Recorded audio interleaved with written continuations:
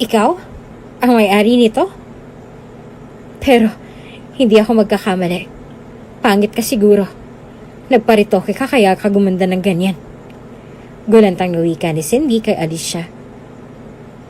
Wala akong binago sa sarili ko, Cindy. At wala akong dapat baguhin dahil ito nang binigay sa akin ng Diyos. At nagpapasalamat ako doon. Wika ni Alicia sa kanyang sister-in-law. Pero teka, sa'yo tong kumpanya? Aba, hindi na pala ako mahihirapan sa interview dahil asawa ka naman ng kapatid ko. Eh di tanggapin mo na agad ako. Wika ni Cindy at ngumiti pa kay Alicia. Doon ay isang tinig ang kanilang nadinig. Hindi maaaring pumasok ang isang kagaya mo na mapanghusga dito sa kumpanya ng asawa ko. Kung bago ka pa lang sa channel na ito, Ate Jane TV, huwag kalimutang pindutin ang notification bell and subscribe button. Sana po hindi naman malaking abala sa inyo ang pagpindot ng subscribe button dahil ang kapalit po nito ay ang pagsuporta para makapag-produce ng mga libreng stories sa mga channels ni Ate Jane. Maraming salamat!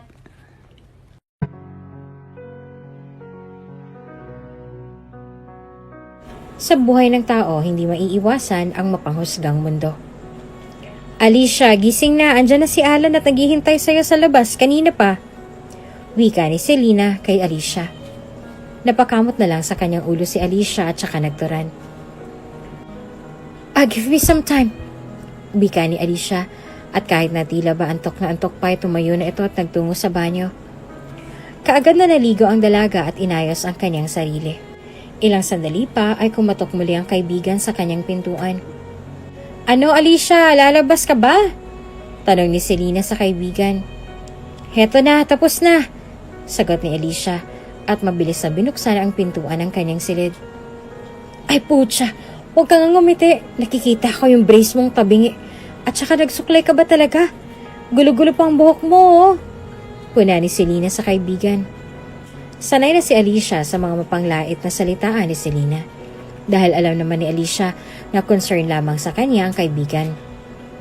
Hay nako Selena, kung bitter ka, huwag mong idamay ang buhok ko. Alam mo naman na kulot talaga yan. Kahit anong suklay ko, walang magbabago. Uwi ka ni Alicia sa kaibigan at matamis na ngumiti kay Alan na may hawak na isang bugkos ng bulaklak. Ewan ko sa'yo Alicia, tama, bagay na bagay naman sa'yo. Negritang kulot na may brace ang uso. Naiiling na wika ni Selena at naupo na lamang sa sofa. At least hindi bitter kagaya mo. Kahit ganito ako, mahal na mahal ako nitong si Alan. Wika ni Alicia at hinalikan pa ng binata sa labi ang dalaga. Napailing na lamang si Selena sa sweetness na dala ng magkasintahan. San bang lakad niyo ngayon? May date ba kayo? Tanong ni Selena sa mga ito. Oo aayain ko sana tong kaibigan mo na lumabas. Wika ni Alan at pumalakpak naman si Selena. Sakto, nagkikrave ako sa alimasag. Ibili niyo ako nun aasahan ko yan. Sige na, gora na kayo. Date well.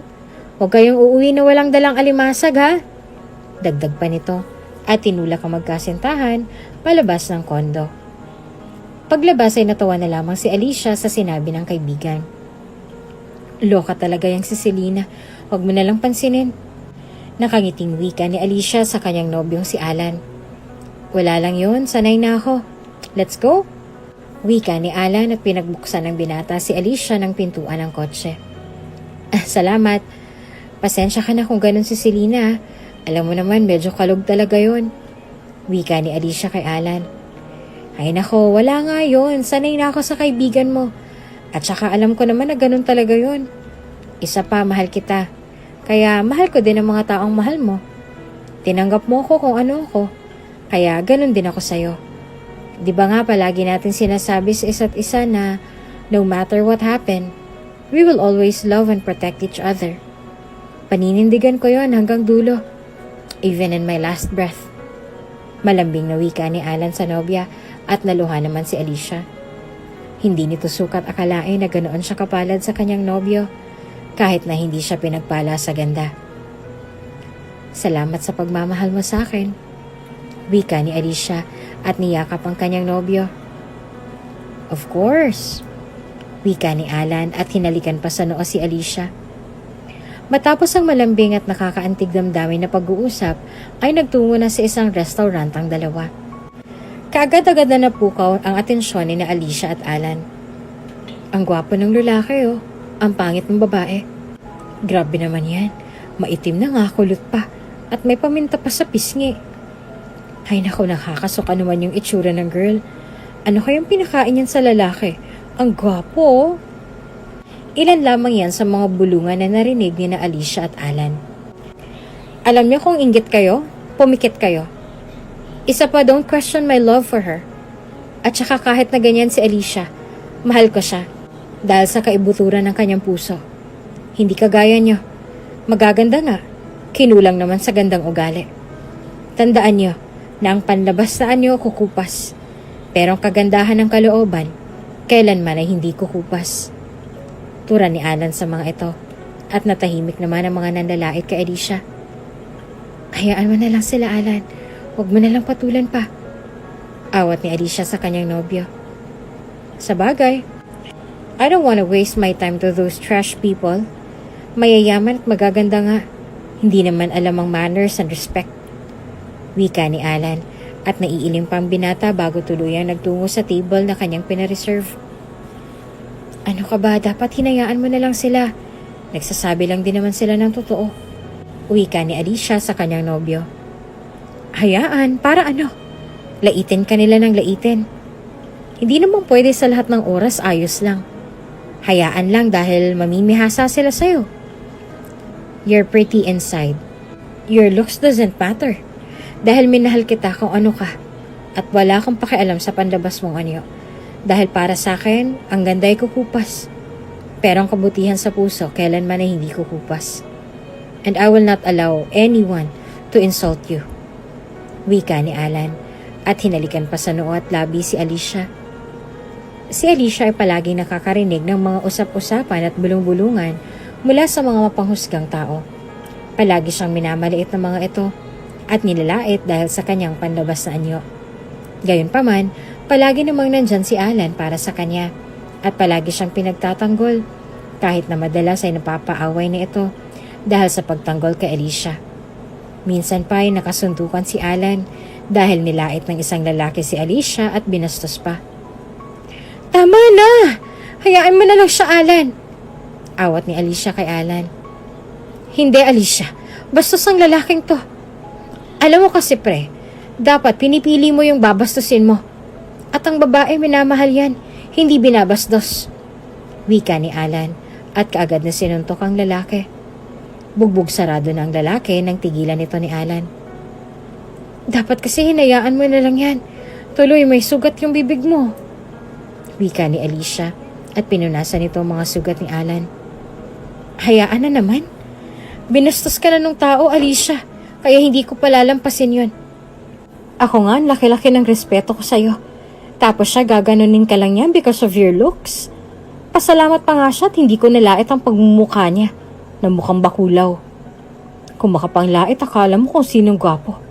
Kinulang naman ang buwan. Tila ba gigil na wika ni Alan. Natawa na lang bigla si Alicia sa mga sinambit ng kanyang nobyo at laking pasalamat niya dahil binigay ng Diyos si Alan sa kanya. Sa paglipas ng mga araw, linggo, buwan at taon, naging masaya ang pagsasama ng dalawa. Kahit na pinalilibutan sila ng mga mapang-api at mapanghusgang mga tao. Gayunpaman, kahit na ganun si Alicia, ay hindi nito iniwanan si Alan at hindi ito napagod na ipakita sa dalaga kung gaano ito kahalaga sa kanyang buhay. Hanggang isang araw, nagpasya si Alan na dalhin sa kanilang bahay si Alicia upang ipakilala sa kanyang mga magulang na kapwa matatanda na at sa kanyang stepsister na si Cindy. Sure ka ba na ipapakilala mo ko? Kasi naman nahihiya ako. Wika ni Alicia at naiilang pa ito. Don't worry, mabait sila mom at dad. At saka matagal na din nila akong sinasabihan na dalhin ka sa bahay dahil gusto kanilang makilala. Wika ni Alan at hinawakan ang kamay ni Alicia. Pero kinakabahan pa din ako. Wika ni Alicia. Ano ba, wala kang dapat ipangamba. Halika na, pumasok na tayo sa loob. Wika ni Alan at hinalikan pa ang kamay ni Alicia.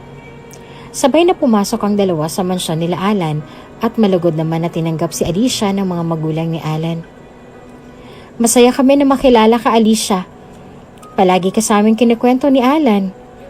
Wika ng ina ni Alan at matamis na ngumiti sa dalaga. Ganun po ba? Nga po pala may dala po ako para sa inyo. Pagkain po yan. Less cholesterol at healthy po yan. Sana po magustuhan ninyo. Wika ni Alicia. At kahit papaano ay nakahinga ito ng maluwag dahil sa mainit na pagtanggap sa kanya ng mga ito. Habang masayang nag-uusap ang mga ito, isang balingkinitang babae ang bumaba mula sa ikalawang palapag. Anong meron? Mataray na tanong nito at kaagad na napatingin kay Alicia. Alicia, siya pala si Cindy. Anak-anaka namin. Wika ng ama ni Alan. Ang dami na nating maids, nagdagdag pa kayo? Masungit na tanong nito at tila ba nang bababa na naman sa kanyang sarili si Alicia. She's not our maid, she's my girlfriend. Biglang tura ni Alan at natahimik naman si Cindy at ipinakita ang peke nitong ngiti. Oh, I'm sorry. I'm Cindy, stepsister ni Alan. Nice to meet you. Wika ni Cindy at peke ngumiti kay Alicia. Ayos lang yon, hindi mo naman alam. Nice to meet you too. Ako si Alicia. Pakilala ni Alicia at nakipagbeso-beso pa ang stepsister ni Alan sa dalagang si Alicia. Matapos noon ay nagkwentuhan muli ang mga ito. Wala namang naging problema si Alicia sa mga magulang ni Alan. Ngunit pakiramdam niya ay hindi siya gusto ng stepsister ng nobyo na si Cindy at tila ba may kung anong nararamdaman na kakaiba si Alicia sa dalagang ito. Pakiwari niya ay may lihim na pagtingin ng dalagang si Cindy sa kanyang nobyo dahil sa way nito ng pagtingin. Ngunit dahil may tiwala si Cindy sa kanyang nobyong si Alan, alam ni Alicia na wala siyang dapat ipag-alala. Matapos ng araw na yon, ay napadalas ang pagdalaw ni Alicia sa tahanan nila Alan dahil na din sa kagustuhan ng mga magulang ni Alan. Samantalang si Cindy naman ay kinausap ang kanyang stepbrother na si Alan. What's going on in your head? Biglang tanong ni Cindy kay Alan. Tila naguluhan naman si Alan sa naging tanong ni Cindy sa kanya. What do you mean? Wika ni Alan. Bakit isang katulad ni Alicia ang nagustuhan mo? Malabo bang paningin mo? Pinikot ka ba ng babaeng yun o baka ginayuma? Litanya ni Cindy at hindi naman nagustuhan ni Alan ang sinambit ng kanyang stepsister na si Cindy. At bakit mo naman natanong ang bagay na yan? Isa pa, hindi naman ako tumitingin sa panlawas na anyo. Dahil pagtagal ng panahon, kukupas yon. At saka ano bang pakialam mo? Wala kang pake kung sino ang maging kasintahan ko o maging asawa pa. Si Alicia ang mahal ko at wala kang pakialam doon. Wika ni Alan at umalis na sa harapan ni Cindy na nagpipigil ng galit. Sinabi ko lang sa'yo ang totoo. Sigaw pa ni Cindy at natigil naman si Alan at saka binalikan si Cindy. How dare you to judge her? Sino ka ba sa inaakala mo? Galit na wika ni Alan. At nasakal pa nito si Cindy. Ano ba? Nasasaktan ako, Alan! Daing ni Cindy at kaagad naman itong binitawan ni Alan. Wala kang karapatan para sabihin ang bagay na yan sa girlfriend ko. Dahil kahit ganun sa Alicia, hindi siya sampid kagaya mo. Ampon na pakialamera. Galit na tura ni Alan at tinulak si Cindy. Agaw hiningang napahawak sa kanyang dibdib si Cindy at hindi ito makapaniwala na nagawa iyon sa kanya ni Alan at sinambit iyon. Iyon ang unang beses na nakita niyang galit na galit ang binata sa kanya. I will ruin their life. Bulong ni Cindy at maayos na tumayo. Sa totoo lamang ay naiinis talaga si Cindy kay Alicia dahil tila ba naungusan siya ng dalaga. Noon pa man ay may lihim na pagtingin na si Cindy sa kanyang stepbrother na si Alan. Kung kaya't hindi niya matanggap na isang katulad ni Alicia ang nakakuha sa pag-ibig ng binata. Madaming plinano si Cindy para lamang akitin at sirain ang relasyon ng dalawa, ngunit hindi ito nagwagi. Hanggang sa isang pangyayari ang mas ikinagalit ni Cindy. Magpo-propose tonight si Alan kay Alicia. Masayang wika ng ina ni Alan sa kanyang asawa. The hell? Papakasal talaga siya sa pangit na yon, Mom and Dad? Hindi niyo ba siya pipigilan? Litanya ni Cindy at kapwa naguguluhan na napatingin sa kanyang mga magulang ni Alan. Bakit naman namin pipigilan si Alan? Mabait naman si Alicia at malambing pa. Anong dahilan para pigilan namin ang pagmamahala nila? Nagtatakang tanong ng ama ni Alan. Napabuntong hininga na lamang si Cindy at saka mataray na nagsalita. Mga matatanda na nga kayo, malabo pang mga mata. Mataray na wika ni Cindy at umalis na doon. Samantalang si Alan naman ay naghanda na ng sorpresa para sa kasintahan na si Alicia. Anong meron? Takang tanong ni Alicia nang patayuin siya ni Alan sa isang hugis-pusong mga kandila. They say that love is like a puzzle. At first, it's confusing and frustrating. But when you figure it out, it's a beautiful thing. Love can mean a million things, as how you define it. For many, it's like a music in your ear that you would love to hear over and over again. Some says it's like a butterfly that we keep on chasing, or like a river that flows to your heart endlessly. Well, we often associate it with many things and subjects to better describe what it is. Panimulang tura ni Alan habang bitbit ang bugkos ng bulaklak. Natigilan naman si Alicia dahil sa bagay na pumasok sa kanyang isipan. Don't tell me! Hindi pa man tapos ang sinasabi ni Alicia ay ibinigay na ni Alan ang bugkos ng bulaklak kay Alicia at saka lumuhod. Simply because we can't find the right words to define it. But one thing's for sure. It's magical. It can be felt, but completely inexplicable. But whatever love means, we all benefit from it. And we want the feeling of loving and be loved. Hindi ako magsasawang mahalin at ipagtanggol ka, Alicia. Even with my own family. Lalo na kung alam kong hinuhusgahan ka nila. Like what I've always said, no matter what happens, I will always love, take care and fight for you, even in my last breath. Alicia, will you marry me? Litanya ni Alan at inalok ang dalagang si Alicia ng kasal. Naluhat hindi makapaniwala si Alicia na aalokin siya ng kasal ni Alan. Yes, Alan. Sino ba naman ako para tanggihan ka, diba? Yes, I will marry you. Masayang sagot ni Alicia at sinuot naman ni Alan ang singsing sa daliri ni Alicia at nagyakapan ng dalawa. Salamat, Alicia. Salamat. Wika ni Alan at mahigpit na niyakap si Alicia. Matapos ng gabing pag-propose ni Alan kay Alicia, ay wala nang nagawa pa si Cindy. Kahit na ilang beses pa nitong siniraan si Alicia, ay wala na talaga nakapagpigil pa sa pagmamahala ni Alan para sa dalaga. Makalipas ang ilang buwan na paghahanda sa kasal, sa wakas ay dumating na din ang mismong araw ng kanilang pag-iisang dibdib. Uy, nakita niyo ba yung bride ni Alan? Napakapangit. Bulong ng isa sa mga bisita. Uy, wag nga kayong maingay, baka marinig kayo. Wika pa ng isa. At nagtawanan ng mga ito. Hindi naman nadinig ng bride na si Alicia ang mga sinambit ng mga ito dahil abala sila sa pag-aayos at paghahanda.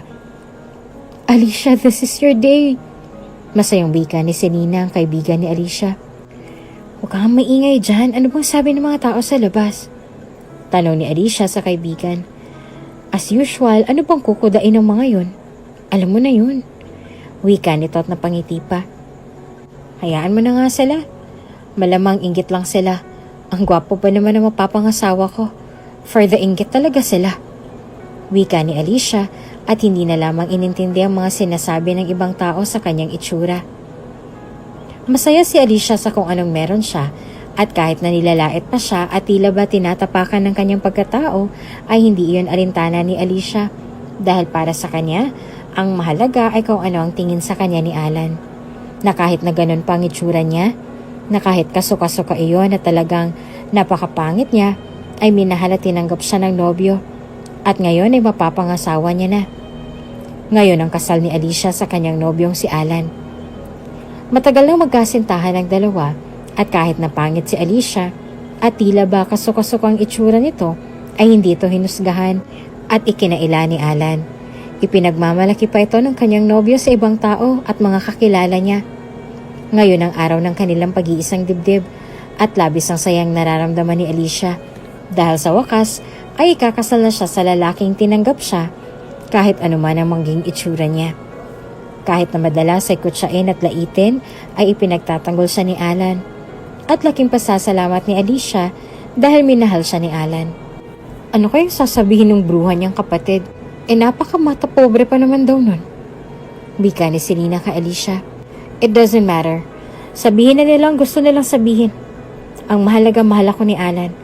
At kahit ano pang sabihin nila, wala naman na sila magagawa dahil mahal ako at akong pinakasalan ni Alan. Wika ni Alicia at napatitig sa kanyang sarili sa salamin. Napangiti ito at doon ay napatitig sa kanyang aura. Matapos ang paghahanda ay sumakay na sa bridal car si Alicia kasama ang kanyang bridesmaid na si Selena na siyang nag-iisa niyang kaibigan. Ang gahara naman ng kasal mo, bestie. Sa bagay, dapat lang ano. Nakangiting wika ni Selena at matamis na ngumiti sa kaibigan. This is it. Ikakasal na ako sa lalaking tinanggap ang pagkatao ko kahit na napakapangit ko. Kahit na lahat ng kapintasan ay sinalu ko na, pero minahal niyo pa din ako. Wika ni Alicia at matamis na ngumiti sa kaibigan. Ngayon pa lang masaya na ako sa inyong dalawa ni Alan. Kita ko naman at tapat at totoo ang pagmamahal sa iyo ni Alan. Kaya for sure, proud din yun sa'yo. Wika naman ni Selena at matamis na ngumiti. Iyon ang araw na pinakahihintay ni Alicia, ang maikasal sa taong kanyang pinakamamahal. Nang makarating sa simbahan, ay dahan-dahang bumukas ang pintuan ng simbahan at kita ni Alicia ang kanyang mapapangasawang si Alan sa dulo na naghihintay sa kanya. Naiyak na lamang si Alicia habang naglalakad sa pulang carpet habang hawak-hawak ang bugkos ng bulaklak patungo sa taong kanyang pinakamamahal. Lahat ng pinagsamahan nila mula umpisa ay muling nanumbalik sa alaala ni Alicia. Habang dahan-dahan na naglalakad, ay nakangiti ng matamis si Alicia habang tumutulo ang mga luha sa kanyang mga mata. Habang palapit ng palapit sa kanyang mapapangasawa, ay mas lalong naiiyak si Alicia dahil sa iba't ibang emosyon na kanyang nararamdaman. Sa kabilang banda naman si Alan ay titig na titig sa kanyang bride-to-be at naluluha na din sa puntong yon. Kahit na ang dami nilang pinagdaanan sa buhay, ay sa simbahan pa din ang kanilang tuloy. Nang makarating sa dulo ng simbahan ay umiti na matamis si Alan at hinawakan ng malambot na kamay ni Alicia. Nagsimula ng seremonya ng kasal at sobrang saya ang kanilang nadarama. Together, we will always have trust because our promises of honesty and love will be our strength. I'll stand by you forever, and I will always be there for you. I promise that I will always be a shoulder to cry on and to wipe away your tears. Love brought us together, but our devotion and companionship will keep us together. I cannot wait to face the many adventures of life together. I am the luckiest person alive to be standing with you today and to be facing life with you every day. You are my sunshine in my life and the thing that makes my world go round. I promise to always be myself with you. You can be assured that I will protect and guard our love for the rest of my life. As long as the sun shines in the day and the moon and the stars shine at night, our love will always survive. I'll always be there for you. Pagsambit ni Alan sa kanyang vow o pangako para sa kanyang mapapangasawang si Alicia. Naiyak naman si Alicia sa mga sinambit sa kanya ni Alan. Sobrang tagos sa puso ang mensahe na to para sa kanya at pangako na tila ba wala nang kasiyahan pa na mapagsidlan sa kanyang puso. Matapos na may isot ang singsing sa daliri ni Alicia, ito naman ang nagbanggit ng kanyang pangako at mensahe para kay Alan. You are my person, my inspiration, my love and my everything. I cannot wait to spend a lifetime loving you. I vow to express my love for you as often as I breathe each breath. You are the person I want to spend forever with. As I have spent my whole life looking for my other half, I knew it was you from the moment we met. Although it is until death do us part, I know that we will never truly part because our souls are made for each other. I promise that each kiss will be filled with more love than the last, and that our days together will grow in love and devotion. From today onward, you and I will be one in heart, body, and mind. I vow to cherish you, devote my life to you, and always be true. Let us build a home, a life, and a family from our bonds of true love and our vows to stick together through all life's challenges. Marriage bridges two shores, binding us together as one unbroken path, on which I vow never to deviate, never to falter, and to always be by your side. Wika ni Alicia at matamis na ngumiti kay Alan. Nagpalakpakan ng lahat nang matapos ang dalawa magpalitan ng kanilang marriage vow. Matapos ang seremonya ng kasal, ay dumiretso ng mga ito sa venue ng kasalan. Abalang-abalang bagong kasal na mag-entertain sa kanilang mga bisita. "This is my wife, Alicia." May pagmamalaking wika ni Alan sa mga bisita at proud na proud nitong ipinakilala ang kanyang asawa sa mga bisita. "Wow, she's gorgeous." Wika ng mga ito na halata naman na pakitang tao lamang. "Yeah, I know she's not pretty like what you want in a woman, pero may mabuting puso si Alicia. Alam niyo ba na napakabuti niya dahil kahit na para na lamang sa kanyang sarili, ibibigay pa niya sa iba. At palagi niya nalang hinahayaan ng mga taong nanghuhusga sa kanya. Kitain mo yon?" Nakangiting pagkukwento ni Alan sa mga ito. Alan, magbabanyo lang ako. Excuse me po." Magalang na wika ni Alicia at nagpaalam sa mga ito, maging sa kanyang asawa. Alam na alam ni Alicia na kahit na nakangiti ang mga ito sa kanyang harapan, alam niya na sa loob-loob ng mga ito ay pinandidirihan na siya. Habang papunta sa banyo ay nadinig ni Alicia ang sinambit ng ilang bisita at kasama ng mga ito ang sister-in-law niyang si Cindy. "Ay nako, ewan ko ba doon kay Alan? Bakit sa pangit na bakulaw na yun nagpakasal? Alam mo yung mga badyaw? Tapos Aita? Ay nako, ayoko na lang magsalita dahil kita niyo naman, diba?" Wika ni Cindy at dinig na dinig iyan lahat ni Alicia. Hindi alam ni Alicia kung bakit para bang ang sakit kapag ikaw na mismo ang nakarinig sa panlalait ng mga ito. Para bang dinurog ang puso ni Alicia habang pinakikinggan ang sinasabi ng mga ito sa kanya na panlalait. Tagos sa puso ni Alicia ang lahat-lahat ng sinabi ng kanyang sister-in-law at maging ng iba pang mga bisita. "Oh, wife, bakit ka naman umiiyak?" Tanong ni Alan kay Alicia at kaagad naman na natigilan ng mga ito nang mapagtantong nandun pala si Alicia. Ngumiti naman ang peke si Alicia at saka pinahid ang kanyang mga mata. Ayos lang ako. Napuwing lang." "Oh, Cindy, nandyan ka na pala. Hindi kita napansin. Kain na kayo masarap yan. Mamahaling mga pagkain. At saka mula sa puso yung pagluluto." Wika ni Alicia at binalingan si Cindy. Napairap naman sa hangin si Cindy at saka nagsalita. "Thanks for reminding. Busog pa kasi ako." Wika ni Cindy at sinanggi pa si Alicia. "May ginawa ba siya sa'yo?" Tanong ni Alan kay Alicia. Kaagad na umiling si Alicia. "Wala. Napuwing lang talaga ako. Maybe dahil sa eyelashes." Wika ni Alicia at ngumiti. "Okay. Hanap ka pala ni Selena. Nasa hardin siya. Ihahatid pa ba kita?" Tanong ni Alan. "Hindi na, kaya ko naman. At saka wala na mag-aasikaso sa mga bisita kapag sinamahan mo pa ako." Wika ni Alicia at hinalikan naman ito ni Alan. "Sige, bumalik ka din agad Ipapakilala pa kita sa mga parating na bisita." Wika ni Alan at natamis na ngumiti. Tumango lamang si Alicia bilang tugon at kaagad na nagtungo sa hardin. "Bakit Selena?" Tanong ni Alicia sa kaibigan. "Congrats.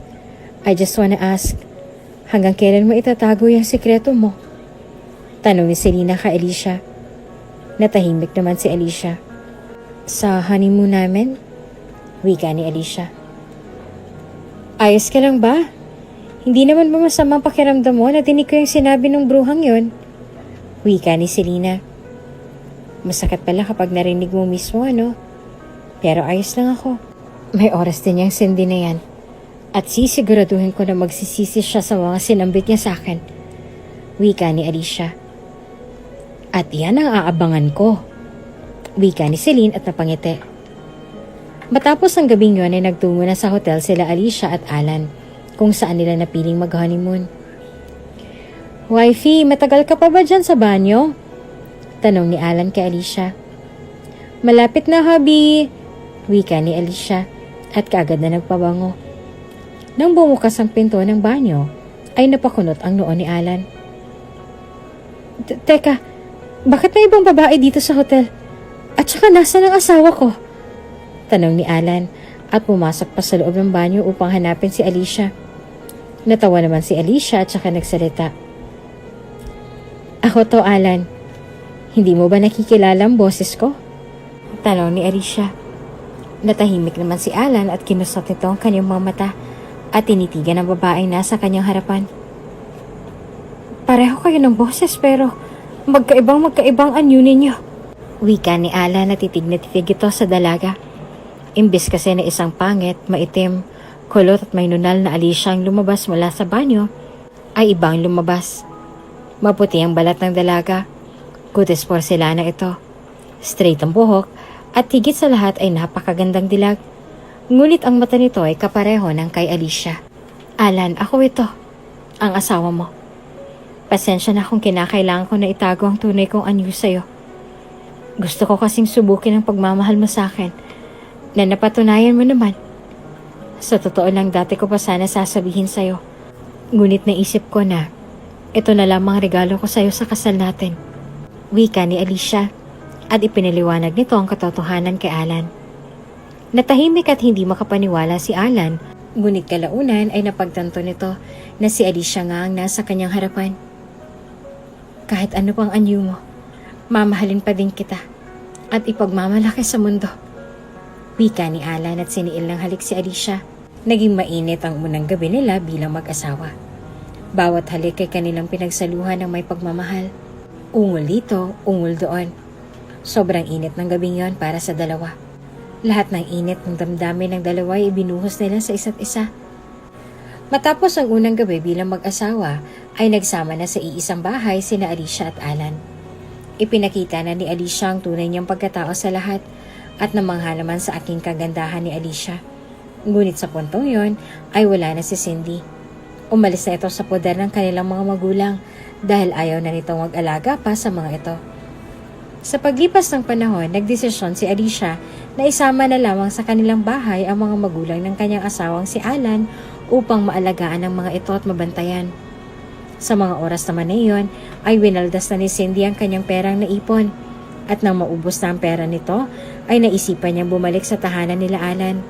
At laking tuwa nito nang makitang wala na doon ang dalawang matanda. At nasabit ang mga katulong na kinuha na ni Alicia. Sobrang saya naman ang naramdaman ni Cindy dahil sa kanya ipinangalan ng bahay. Ngunit bukod sa bahay ay wala na itong nakuha pa. Kung kaya't nagdesisyon ito na maghanap ng trabaho.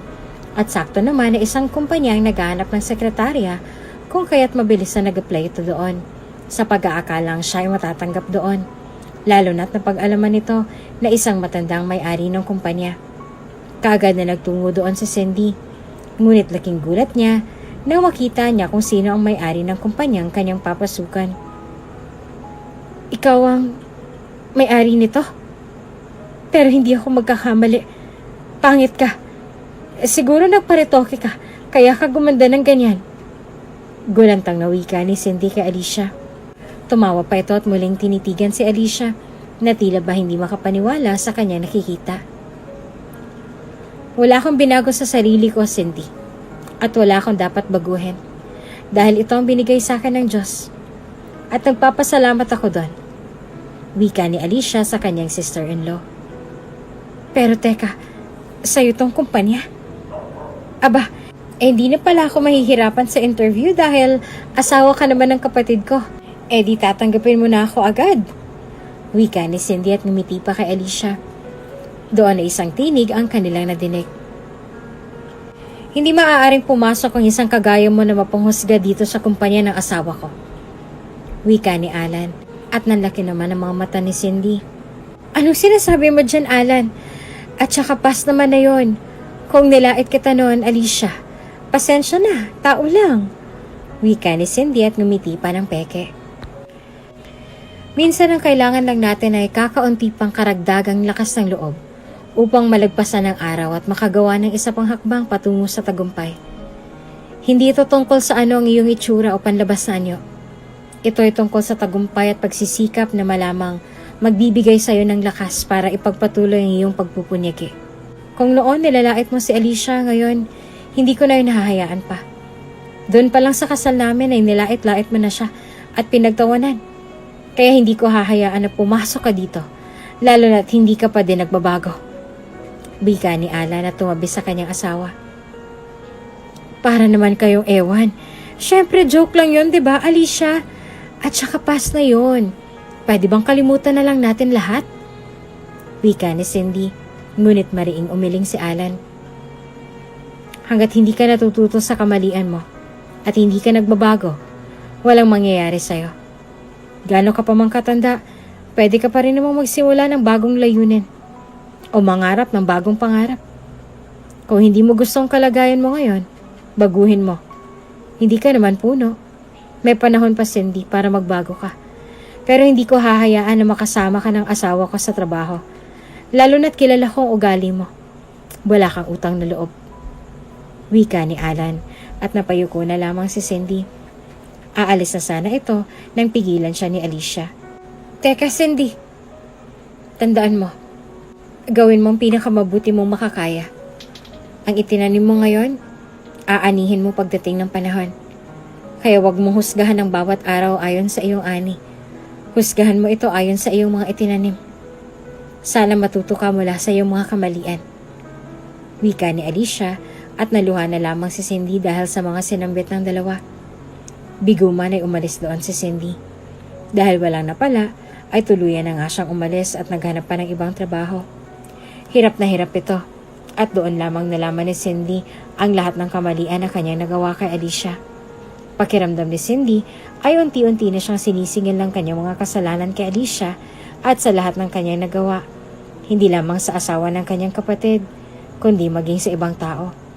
Sobrang nahirapan si Cindy kung kaya't wala na itong choice kundi lunukin ang kanyang pride dahil walang-wala na rin ito. Alicia? Nahihiyang tawag ni Cindy kay Alicia nang makita niya itong palabas ng kumpanya. Nagulat naman si Alicia na muling makita si Cindy. Ngunit ibang-iba na ang itsura nito. Luma na ang damit nitong suot at pumayat pa. Cindy, ikaw ba yan? Teka, anong nangyari sa'yo? At saka ang putla mo. Litanya ni Alicia sa dalaga. Magsasalita na sana si Cindy ngunit bigla na lamang nanlabo ang kanyang paningin. At lahat ay bigla na lamang naging itim. Doon na tumumba si Cindy at nagulat naman doon si Alicia. Agad-agad nang dinala sa ospital si Cindy at si Alicia ang nagdala sa kanya. What happened, wifey? Tanong ni Alan sa asawang si Alicia. Kagad na ipinaalam ni Alicia kay Alan ang nangyari kay Cindy. Hindi ko na alam, Alan. Nagulat na lang ako na sobrang putla niya. Tapos tinanong ko siya. Tapos bigla na lang siya nawala ng malay. Kasalanan natin to eh. Hindi na dapat natin hinayaan si Cindy. Paliwanag ni Alicia. At nagigilty ito sa ginawang hindi pagtanggap kay Cindy. Hindi mo naman kasalanan yun, Alicia. Sa totoo lang, laking pasalamat ko sa inyo ni Alan dahil natutunan kong isang bagay. Biglang bika ni Cindy at napatingin naman ang dalawa sa nagsasalita. Cindy, kamusta ang pakiramdam mo? Tanong ni Alicia sa dalaga. Salamat, Alicia, dahil kahit na madami ako nagawang kasalanan sa'yo, hindi mo pa din ako hinayaan doon at dinala mo ako sa ospital. Madami ako natutunan na aral sa inyong dalawa at nagpapasalamat ako doon. Wika ni Cindy. Masaya kami dahil natuto ka. Pero sana man lang ay lumapit ka sa amin kung hirap ka na pala. Wika ni Alicia. Isang ngiti lamang isinagot sa kanila ni Cindy. Matapos ang araw na yon, ay natuto na si Cindy at naging maayos na ang kanilang pamilya. Kung bago ka pa lang sa channel na ito, Ate Jane TV, huwag kalimutang pindutin ang notification bell and subscribe button. Sana po hindi naman malaking abala sa inyo ang pagpindot ng subscribe button dahil ang kapalit po nito ay ang pagsuporta para makapag-produce ng mga libreng stories sa mga channels ni Ate Jane. Maraming salamat! Ikaw? Ang may-ari nito? Pero hindi ako magkakamali.